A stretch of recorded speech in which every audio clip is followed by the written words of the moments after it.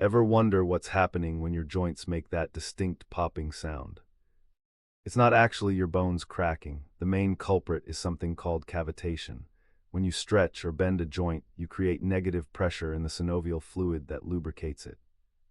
This pressure change forms gas bubbles, mostly carbon dioxide, which then rapidly collapse, creating that satisfying pop or crack sound. Interestingly, once you've popped a joint, you usually can't pop it again for about 20 minutes.